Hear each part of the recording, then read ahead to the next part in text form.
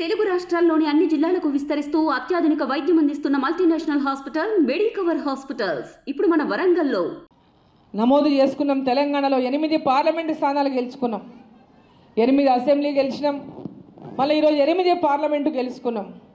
ఈరోజు ఒక గట్టి భరోసా ప్రజలకు ఇవ్వడానికి మన కార్యకర్తలందరూ కూడా క్షేత్రస్థాయిలో రేపు రాబోయేటటువంటి లోకల్ బాడీ ఎలక్షన్లలో మన పార్టీని బలోపేతం చేసుకోవడానికి లోకల్ బాడీస్లో ప్రతి కార్యకర్త కూడా ప్రజలకు అందుబాటులో ఉండి ఎక్కడ ఎలాంటి సమస్య వచ్చినా మన దృష్టికి తీసుకొచ్చి ఆ సమస్యలను ఆ గ్రామ పరిష్కారం, గ్రామ సమస్య కావచ్చు, ఏదైనా మన కార్యకర్త సమస్య కావచ్చు, లేదా ప్రజల సమస్య కావచ్చు, రైతుల సమస్య కావచ్చు, ఏ సమస్యలు మన దృష్టికి వచ్చినా వాటి పరిష్కారం కోసం క్షేత్రస్థాయిలో ఉన్నటువంటి మన కార్యకర్తలంతా కూడా ప్రజలకు అందుబాటులో ఉండి భారతీయ జనతా పార్టీని బలోపేతం చేసుకుంటే లోకల్ బాడీస్లో మన విజయము తప్పకుండా ఖాయం చేసుకోగలుగుతామని సందర్భంగా నేను తెలియజేస్తా ఉన్నా.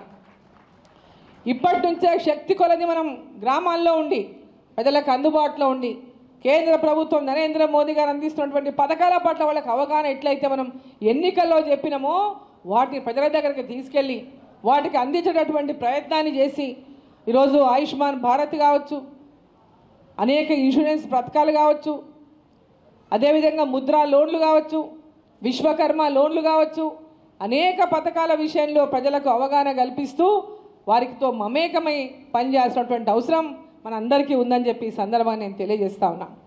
ఈరోజు కాంగ్రెస్ పార్టీకి ఈ రాష్ట్రంలో ఎలాంటి అభివృద్ధిలో ముందుకు పోవాలన్నా ఖచ్చితంగా కేంద్ర ప్రభుత్వం సహకారం ఇక్కడ రాష్ట్ర ప్రభుత్వానికి అవసరమే ఉన్నది.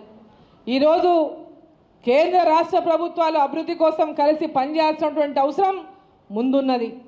ఇక్కడ కేంద్ర ప్రభుత్వానికి సంబంధించి ఈ యొక్క నియోజకవర్గంలో ఉన్నటువంటి అనేక ప్రాజెక్ట్స్ కానీ లేదా సంక్షేమ పథకాలు కానీ వాటన్నిటి కూడా పూర్తి స్థాయిలో నిధులు సాధించుకోవడానికి మమేకమై ఎలక్షన్లు అయిపోయినాయి.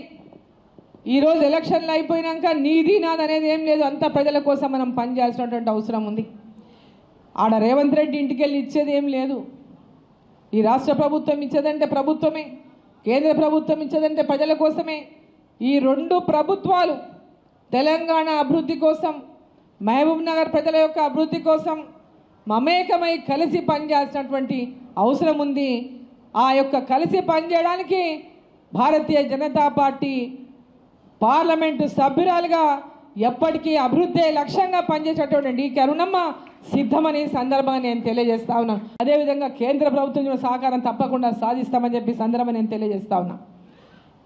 ఈరోజు మహబూబ్నగర్ ప్రాజెక్టుల విషయంలోనే కానివ్వండి, ఇరిగేషన్ ప్రాజెక్టులే కానివ్వండి, తాగునీటి ప్రాజెక్టులే కానివ్వండి, రోడ్ల ప్రాజెక్టులే కానివ్వండి, రైల్వే ప్రాజెక్టులే కానివ్వండి, విద్యాపరమైనటువంటి ప్రాజెక్టులే కానివ్వండి, వైద్యపరమైనటువంటి ప్రాజెక్టులే కానివ్వండి, పారిశ్రామిక పరంగా ప్రాజెక్టులే కానివ్వండి, ఈ జిల్లాను ఈ ముఖ్యమంత్రిగా ఈరోజు ఇదే జిల్లా నుంచి ఉన్న సందర్భంలో పూర్తి స్థాయిలో పాలమూరు జిల్లాను అభివృద్ధి చేయాల్సినటువంటి బాధ్యత ఈరోజు ముఖ్యమంత్రిగా మీకెంత ఉందో ఈ ప్రాంతం నుంచి గెలిచినటువంటి ప్రజల ద్వారా ఎన్నికైన మాకందరికీ అంతే ఉంది. కాబట్టి కలిసి పనిచేసి జిల్లాని అభివృద్ధి పదాలను నడిపించడానికి మా యొక్క పూర్తి స్థాయి సహకారాలు మీకు అందిస్తాం, మీరు కూడా మాకు అందించాలని చెప్పి వేదిక ద్వారా ఈ రాష్ట్ర ప్రభుత్వాన్ని, రాష్ట్ర ముఖ్యమంత్రికి, ఇక్కడ ఉన్న శాసనసభ్యులకు అందరికీ నేను తెలియజేస్తా ఉన్నా.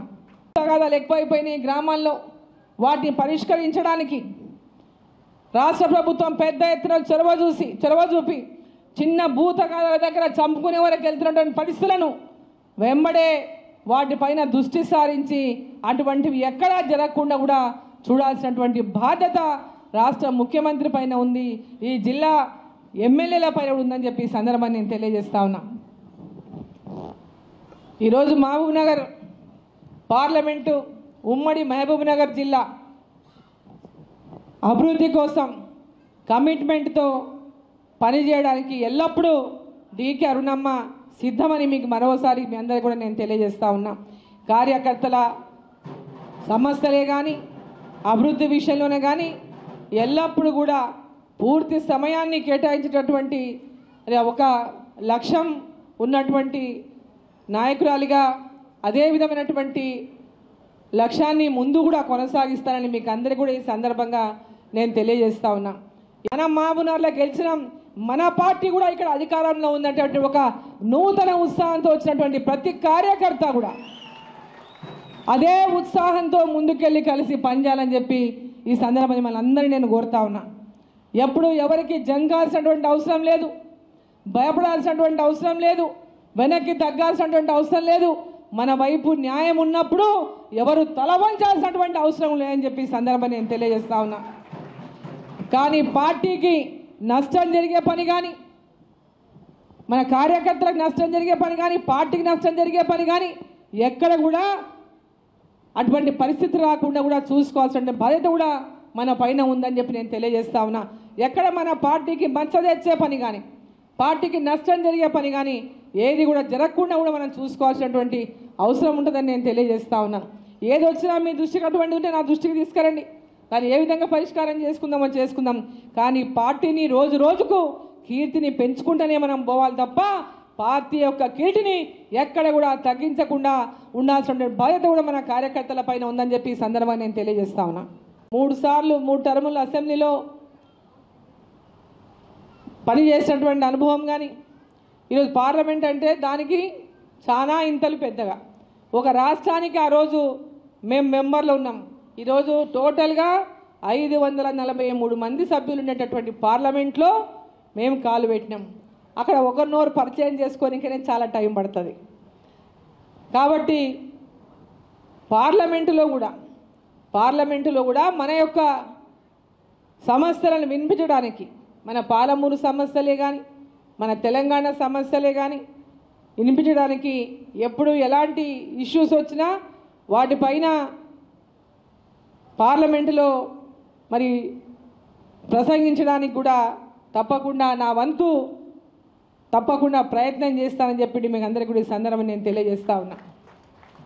ఏ ఇష్యూస్ ఉన్నా పార్లమెంటులో లేవనెత్తేటటువంటి విధంగా, ఆ సమస్యలకు పరిష్కారం వచ్చేటటువంటి విధంగా తప్పకుండా పార్లమెంట్లో కూడా నా గొంతు వినిపిస్తా. పాలమూరు యొక్క ప్రజల గొంతు, కార్యకర్తల గొంతు పార్లమెంట్లో వినిపిస్తానని కూడా మీకు అందరికీ కూడా నేను సందర్భం నేను తెలియజేస్తా ఉన్నా.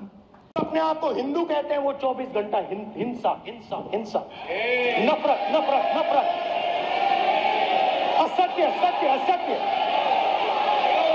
विषय बहुत गंभीर है। पूरे हिंदू समाज को हिंसक कहना ये गंभीर विषय है। అట్లా ఆయన మొత్తం హిందూ సమాజాన్ని ఏ విధంగా అవమానించే విధంగా మాట్లాడిండ్రో ఒక ప్రతిపక్ష నాయకుడిగా మనం చూసినాం. అంటే ఆయన పార్లమెంటులో ఎట్లా గెలిచి వచ్చినాము, 10 ఏళ్ళు అంతకుముందు వాళ్ళు ఏం చేసిండ్రు, 10 ఏళ్ళు మోదీ గారు ఏం చేసిండ్రో దాని మీదే జరగాలి చర్చ.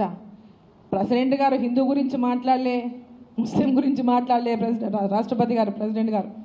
సో వాళ్ళు మాట్లాడే రాష్ట్రపతి గారి యొక్క ప్రసంగం పైన విషయాలను పక్కకు పెట్టి ఆయన హిందువులంటే హింసాత్మకం, హిందువులంట హింస చేసేవాళ్ళంట, హిందువులంట అబద్ధం మాట్లాడేటోళ్ళంట. హిందువులను ఏమన్నాడని ఇప్పుడు హింస హింస హింస అంటే హిందువులు హింస చేసేటోళ్ళు, మనమంతా హిందువులమంట హింస చేసేటోళ్ళు. అంటే హిందువులు అంటే ఎవరు, హిందువా లేకుంటే ఇంకోట మనకు తెలియదు. ఆయనే ఎక్స్ప్లెనేషన్ ఇచ్చుకోవాలి. ఆయన ఏందో ఎక్స్ప్లెనేషన్ ఆయన్నే ఇచ్చుకోవాలి. భారతదేశంలో ఉన్నటువంటి హిందువుల గురించి హింస హింస హింస అని మాట్లాడితే, అసత్య అసత్య అసత్య అని మాట్లాడితే మరి ఎటువంటి ఆపోజిషన్ లీడర్ ఉన్నాడో మనం ఒకసారి చూడండి. అయ్యా మేము 60 ఏళ్ళు ఇది చేసినాం, మీరు 10 ఏళ్ళకి ఇది చేయలేదని చెప్పమంటే చెప్పాలి. ఇంకొక 10 ఏళ్ళకి ఇది చేయలేదు నువ్వు అని అడగాలి. ప్రతిపక్ష నాయకుడిగా ఇది చెయ్యి అని చెప్పాలి. అది వదిలేసి మొత్తం మన ధర్మం మీదనే, హిందువుల మీదనే పడ్డాడు ఆయన. అంటే వారు ఓన్లీ మతము అనే దాని మీదనే రాజకీయం చేయదలుచుకున్నది కాంగ్రెస్ పార్టీ. నేను ఓట్ల ముందల రిజర్వేషన్లు తీసేస్తారని, ఓట్ల ఎన్నికల ముందు దగ్గరకు వచ్చినాక రిజర్వేషన్లు 400 సీట్లు ఇస్తే రిజర్వేషన్లు ఎత్తేస్తారనేటటువంటి ఒక తప్పుడు సమాచారాన్ని పైలాయించింది కాంగ్రెస్ పార్టీ. అటువంటి అబద్ధాలు మాట్లాడేటటువంటి కాంగ్రెస్ పార్టీ హిందువులు అసత్యవాదులు అని చెప్పి మాట్లాడుతున్నాడు. సో కాబట్టి మన కార్యకర్తలు నాయకులు ఇవన్నీ విషయాలపైన క్షేత్రస్థాయిలు ఎక్కడ నలుగురు కూర్చున్నా చర్చించాలి. దీన్ని క్షేత్రస్థాయి వరకు తీసుకెళ్ళాలి. మన పార్టీని గ్రామ గ్రామాన బలోపేతం చేసుకోవాలని చెప్పి మిమ్మల్ని అందరినీ ఈ సందర్భంగా ప్రతి ఒక్కరు కూడా కోరుకుంటూ మరి ఈరోజు ఇక్కడికి పెద్ద ఎత్తున విచ్చేసిన ప్రతి గ్రామాల నుంచి విచ్చేసినటువంటి పార్టీ కార్యకర్తలు నాయకులు పేరు పేరున మీ అందరికీ కూడా ఇక్కడికి వచ్చినటువంటి ప్రతి ఒక్కరికి గ్రామాల్లో మరిన్ని వీడియోస్ కోసం ఛానల్ ని సబ్స్క్రైబ్ చేయండి. లేటెస్ట్ అప్డేట్స్ కోసం వాట్సాప్ ఛానల్ ని ఫాలో చేయండి అండ్ లింక్ డిస్క్రిప్షన్ లో ఉంది.